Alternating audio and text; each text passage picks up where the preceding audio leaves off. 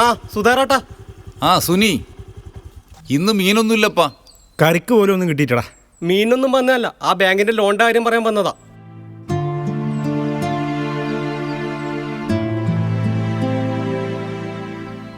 നിങ്ങൾ കുറേയായി ബാങ്കിന്റെ ലോൺ അടക്കാത്ത. ഇങ്ങനെ പോയ പ്രശ്നമാവും. നിങ്ങളൊക്കെ വീട്ടിൽ പോയിരുന്നു. അയ്യോ, രമണിയോട് പറഞ്ഞിനാ? നമ്മൾ പറഞ്ഞിട്ടൊന്നുമില്ല, പക്ഷെ ബാങ്ക് എന്തെങ്കിലും ചെയ്തിട്ടില്ലെങ്കിൽ ഞാൻ എന്തെങ്കിലും വഴിയുണ്ടാക്കാം. ലോൺ എടുത്തു പോയില്ലേ, അടച്ചു തീർത്തല്ലേ പറ്റൂ. ശരി, വേഗം എന്തെങ്കിലും ചെയ്യാൻ നോക്ക്. സുധാരേട്ടാ, നമ്മളെ പണിയായി പോയില്ലേ, നമ്മളോടൊന്നും തോന്നല്ലേ. വാ വിനു, പോവാ. ഇനി മമ്മേച്ചൻ്റെ വീട്ടിലേക്കല്ലേ? ആ, മക്കളെ കല്യാണത്തിന് അവരെ പഠിപ്പിക്കാൻ വേണ്ടി എടുത്ത ലോണല്ലേ, എന്നിട്ട് ഇപ്പോൾ ഒറ്റക്ക് കൈയും കാലോട്ട് അടിക്കുന്നു. മക്കളുടെ കാര്യം നോക്കണ്ടോ, ഞാനല്ലാതെ പിന്നെ ആര്? ഓ, എന്നിട്ട് ഈ പറയുന്ന മക്കളിപ്പോൾ ഉണ്ടാ? ഇല്ലല്ലോ.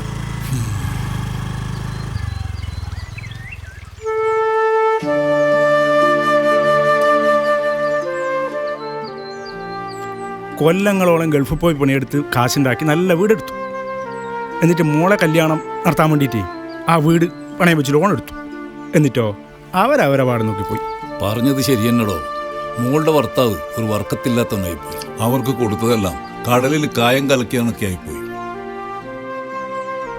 ഇളയതിന്റെ പഠിപ്പിന് എത്രയാ ചെലവായെന്നറിയോ? ബാംഗ്ലൂരിൽ തന്നെ പഠിപ്പിക്കണമെന്ന് ഇത്ര നിർബന്ധം ഉണ്ടായില്ല. ഓൾക്കൊരേ വാശി. പിന്നെ രമണിയും കൂടി പറഞ്ഞപ്പോ ഞാനൊന്നും പറയുന്നില്ല. നമ്മൾ മലയാളികൾ മാത്രമേ ഇങ്ങനെ ഉണ്ടാവും. ഉള്ള കാലത്ത് പണിയെടുത്ത് ഉണ്ടാക്കി അത് മക്കൾക്കും മറ്റുള്ളവർക്കും വേണ്ടി ചെലവാക്കും. എന്നിട്ടോ സ്വന്തമായി ഒന്ന് ജീവിക്കാതെ ഒന്ന് സന്തോഷിക്കാൻ പോലും ആവാതെ മാട് പോലെ ഇങ്ങനെ പണിയെടുക്കുന്ന വീട്ടികൾ. വാ പോവാ. ആ പോവാ, വാ.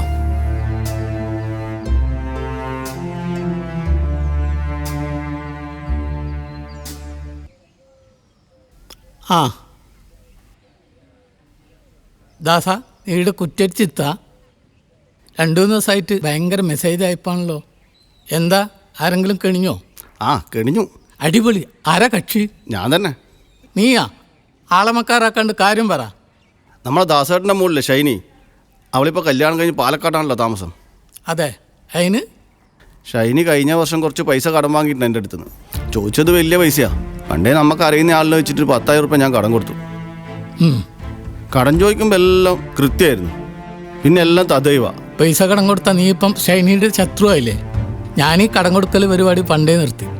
ചോദിച്ചിട്ട് കൊടുത്തിട്ടില്ലെങ്കിൽ അപ്പോഴുള്ള ദേഷ്യയിലുണ്ടാവുമല്ലോ, അത് സാരല്ല. അതെ.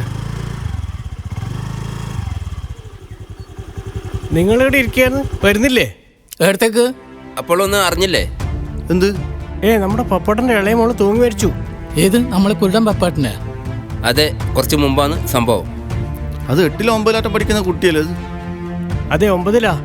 നന്നായി പഠിക്കുന്ന കുട്ടിയാ, പിന്നെ എന്തിനാന്നറിയില്ല. ഇന്ന് പരീക്ഷന്റെ റിസൾട്ട് വരുന്ന ദിവസമല്ലേ, തോക്കൂന്ന് പേടിച്ചിട്ടായിരിക്കും.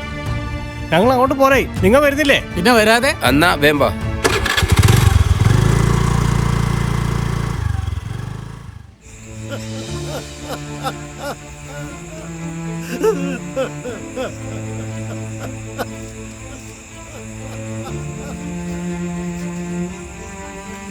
പപ്പാട്ടാ പോയില്ലടാ, ഞാനിതെങ്ങനെ സഹിക്കൂ? പരീക്ഷയില് തോൽക്കുവോ ജയിക്കുവോ ഫസ്റ്റ് ക്ലാസ് കിട്ടുമോ എന്തൊക്കെയുള്ള ആദ്യമായിരുന്നു എൻ്റെ മോക്ക്. തോറ്റ ഒരു കുഴപ്പമില്ലാതെ ഞാൻ അവളോട് പറഞ്ഞു. എന്നിട്ടും അവളെന്നോട്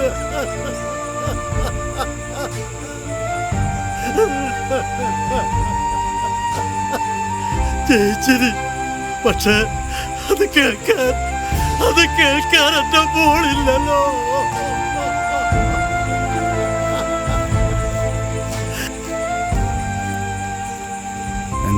എന്താ ചെയ്തതെന്ന് വല്ല ഐഡിയ കിട്ടിയോ? ആത്മഹത്യ. നന്നായി പഠിക്കുന്ന കുട്ടി ഇടയ്ക്കെപ്പോഴോ ഒന്ന് ഉഴപ്പി. മൊബൈലിലെ കളി. അതിനിങ്ങനെയൊക്കെ ചെയ്യണോ? ഒരു A+ കുറഞ്ഞാൽ പോലും താങ്ങാൻ പറ്റില്ലെന്ന് കരുതിയിട്ടുണ്ടാവും പാവം.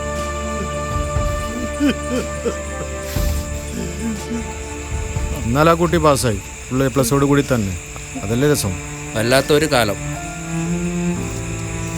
അതെ, ഫുൾ A+ എൻ്റെ മോള് ജയിച്ചു എന്നും പറഞ്ഞ് എന്റെ മോളുടെ ഒരു ഫോട്ടോ വെച്ച് ഒരു ഫ്ലെക്സ് കെട്ടണം. മോൾക്ക് കാണാൻ പറ്റിയില്ലെങ്കിലും എന്റെ പൊന്നു മോളുടെ ആഗ്രഹമായിരുന്നു അത്.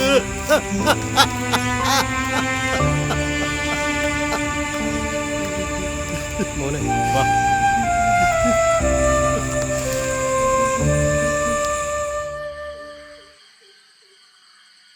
എന്തിന്ന് ആടെ ഇതെല്ലാം നിർത്തിക്കൂടെ? കഷ്ടം തന്നെ. ഈ കുന്ത്രാണ്ടെല്ലാം വായത്തിരിയിട്ട് എന്ത് സുഖം കിട്ടുന്നു? അതെല്ലാം അറിയണമെങ്കിൽ ഇതൊന്ന് വെച്ച് നോക്കണം. പാവം തരാന്ന് പറഞ്ഞാലും എന്നെ കിട്ടൂല. ഇതെല്ലാം ഇപ്പം വലിയ കാര്യമായിട്ട് എനിക്ക് തോന്നുന്നു. എന്തെങ്കിലും പറ്റിക്കഴിഞ്ഞാൽ എൻ്റെ അവസ്ഥ എനിക്ക് മനസ്സിലാവില്ല. നിങ്ങളോടൊന്നും പറഞ്ഞിട്ട് ഒരു കാര്യമില്ല. നീ അത് വിട്. നമ്മുടെ പപ്പാട്ടിൻ്റെ മോൾ എന്തിനാ ആത്മഹത്യ ചെയ്ത്? അത് പരീക്ഷയ്ക്ക് തോക്കുന്ന പേടിച്ചിട്ടല്ലേ? അതെ, ഇപ്പോഴത്തെ കുട്ടികൾക്ക് മനസ്സിനൊന്നും ഒരു കട്ടിയില്ല. അത് അവരുടെ വീട്ടുകാർക്കും കുഴപ്പമുണ്ട്. ആ പാവം പപ്പാട്ടിൻ്റെ അവസ്ഥയൊന്ന് ആലോചിച്ച് നോക്കിയേ. പാവം തന്നെ.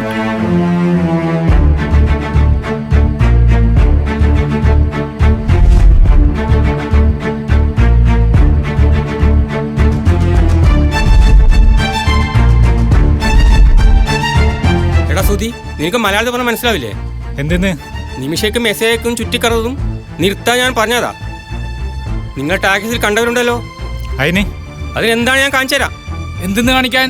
നിമിഷേവം പിടിച്ചു വലിച്ചു കൊണ്ടുപോയതൊന്നല്ലോ. അവൾക്ക് ഇഷ്ടമില്ലതുകൊണ്ട് ഇവന്റെ കൂടെ പോയി. അത് നിർത്തണമെന്നാ ഞാൻ പറഞ്ഞത്. അതെന്ത് ഭർത്താനാ ഷിബു? പരസ്പരം ഇഷ്ടപ്പെട്ടവർ ആർക്കും ശല്യമാവാതെ അവരെന്തെങ്കിലും ചെയ്തോട്ടേന്ന്. അതെ, നിങ്ങളോട് ഞങ്ങൾക്കൊന്നും പറയാനില്ല. എന്നാൽ ഞാൻ പറയാം, നമ്മൾ തമ്മിൽ ഇഷ്ടത്തില്ല. ആര് പറഞ്ഞാലും അത് നിർത്താനും പോകുന്നില്ല. നിമിഷ നിന്റെ ഭാഗ്യയിലൊരു ബന്ധുവായിരിക്കും, എനിക്കൊരു നോട്ടം ഉണ്ടാവും. അതുകൊണ്ടൊന്നും ഒരു കാര്യമില്ല. പെണ്ണിന്റെ മനസ്സ് അങ്ങനെ ആർക്കും എളുപ്പത്തിൽ സ്വന്തമാക്കാൻ പറ്റില്ല. സ്വന്തമാക്കിയാ തിരിച്ചെടുക്കാനും വലിയ പാടാ. ഓ ശരി, നമുക്ക് നോക്കാം. ആ കാണാം, വാടാ. അളിയാ നീ പൊളിയാണല്ലടാ. എന്തൊരു മാസ് ഡയലോഗാ വെച്ച് കാച്ചിയത്. കുറെ നാളെ അവനോട് 2 ഡയലോഗ് പറഞ്ഞെന്ന് വെച്ചിട്ട് അവന്റെ ചൊറിച്ചിലിനോട് നിൽക്കണം. അത് നിൽക്കും.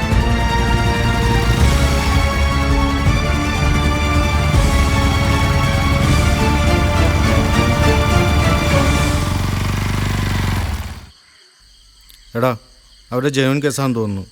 വിട്ടുപിടിക്കുന്നതാണ് നല്ലത്.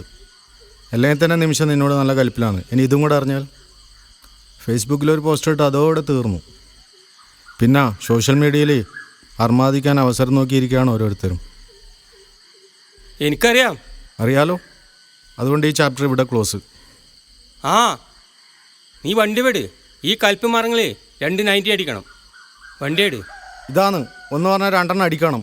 അടിച്ചു കഴിഞ്ഞാൽ വേണ്ടാത്തവരെ തോന്നലും. നീ വർത്താനം പറയാണ്ട് വണ്ടി ഇട്. അത് സാരമില്ല, ശരിയാക്കാം. നാളെയാ? നാളെ അതല്ല മോളെ, നീ പറഞ്ഞ അത്രയും ഉണ്ടാവുമെന്നറിയില്ല. സാരമില്ല, സാരമില്ല. ഇല്ലില്ല, ഞാൻ പരമാവധി ശരിയാക്കാം. ശരി ശരി, ഓക്കെ മോളെ. മോള് പൈസ ചോദിക്കാൻ വിളിച്ചായിരിക്കും അല്ലേ? മനസ്സിലായി. എടാ 2 ആഴ്ച മുമ്പല്ലേ നീ കുറച്ച് പൈസ അയച്ചു കൊടുത്തിന്? ഇത് പിന്നെ അവിടെ ചിലവൊക്കെ ഉണ്ടാവില്ലേ, പഠിപ്പിനും മറ്റു കാര്യങ്ങൾക്കുമായി. പിന്നെ ബാംഗ്ലൂരല്ലേ. ആരുടെ കാര്യമാണ് നീ പറയുന്നേ? അത് നമ്മുടെ പപ്പൻ്റെ മോളുടെ കാര്യം പറയായിരുന്നു. വല്ലാത്ത കഷ്ടം തന്നെയാ അത്. ഇപ്പോഴത്തെ പിള്ളേരൊക്കെ ഇങ്ങനെ ആയാലും എന്നാ ചെയ്യാ? മോള് വിളിച്ചിനാ? ഇല്ലില്ല, രാത്രി വിളിക്കുമായിരിക്കും. നീ പോയി ചോറ് വിളമ്പ്. ആ മോനെ വാടാ. എടാ നീ ഇത് എന്തൊക്കെയാ കാട്ടുന്നത്? എടാ നമ്മുടെ അവസ്ഥ ഭാര്യയും മകളും മറ്റു വീട്ടുകാരും എല്ലാം അറിയണം. എല്ലാം ഒറ്റയ്ക്ക് ഇങ്ങനെ പൊതിഞ്ഞു കെട്ടിയിട്ട് എന്ത് കാര്യമാണ്? അത് പിന്നെ അവരെ കൂടി വിഷമിപ്പിക്കണ്ടെന്ന് കരുതി. എല്ലാം ഉള്ളിലൊതുക്കി ഒറ്റയ്ക്കുരുകിത്തീരുന്ന കുറേ ജന്മങ്ങൾ. അങ്ങനെയൊക്കെ ആയിപ്പോയി.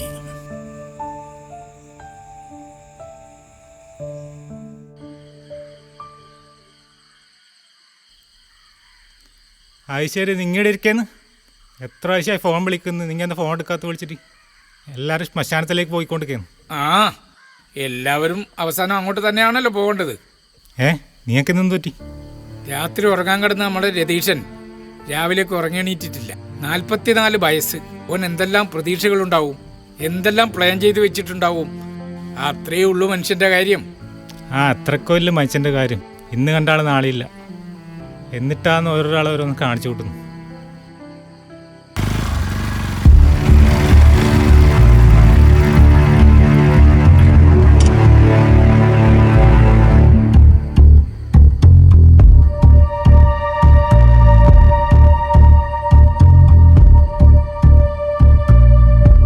പ്രശ്നം ഉണ്ടാക്കാൻ വന്നോന്നല്ല.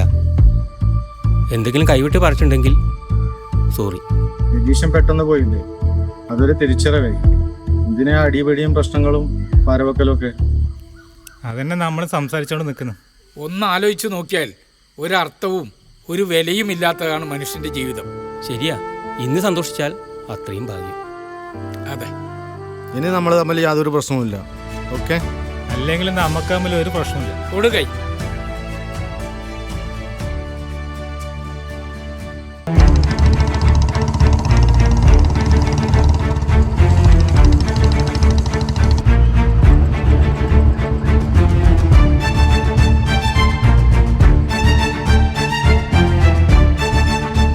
ആ, ഇവിടെ ഒരു സുധാകരന്റെ വീട് എവിടെയാണ്? നമ്മുടെ സുധാകരൻ.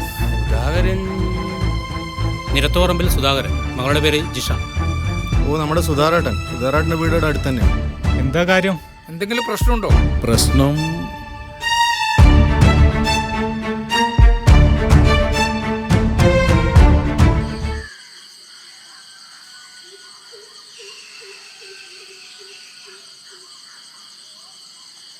ഗീതേച്ചിക്ക് ഇപ്പം എങ്ങനെയുണ്ട്? പാങ്ങണ്ടാ?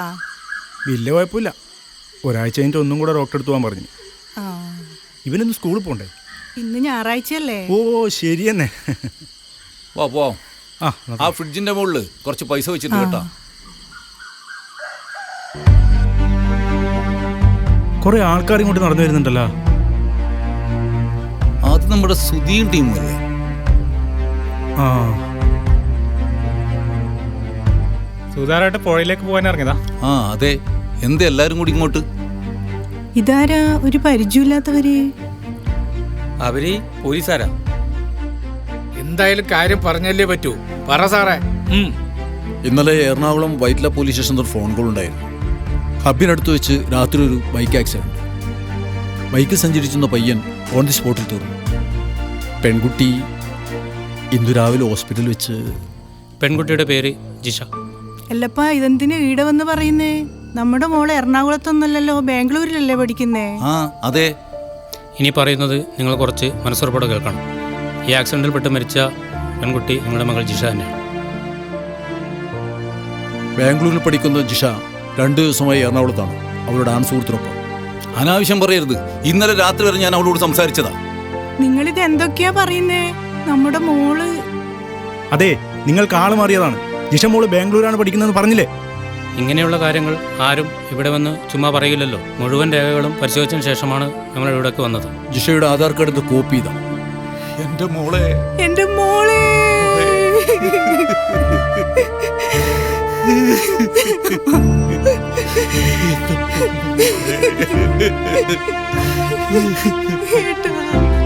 ഇന്നലെ രാത്രി വരെ ബാംഗ്ലൂരാന്ന് പറഞ്ഞൊരാൾ ഇന്ന് എറണാകുളത്ത്. എനിക്കൊന്നും വിശ്വസിക്കാൻ കഴിയുന്നില്ല. എന്തൊരു വിദ്യായത്.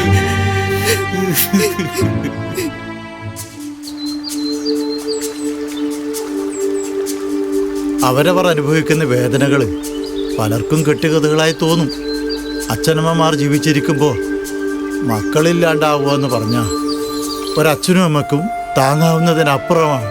പിള്ളന്മാരെ മാത്രം കുറ്റം പറഞ്ഞിട്ട് കാര്യമില്ല എന്നാ എനിക്കിപ്പോൾ തോന്നുന്നു. നമ്മൾ രക്ഷിതാക്കളും കുറച്ചിതൊക്കെ ശ്രദ്ധിക്കണം. പിള്ളേർ പറയുന്നത് അതുപടി ചെയ്യുന്നതും പ്രശ്നമാണ്. അതാ സുധാരാട്ടം പോന്നു.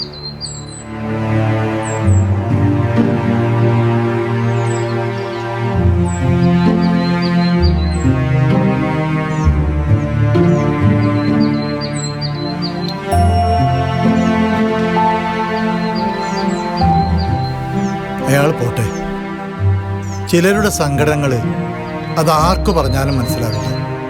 പക്ഷേ ഈ പുഴക്കും കടലിനും അതൊക്കെ മനസ്സിലാവും. അയാൾ പോട്ടെ.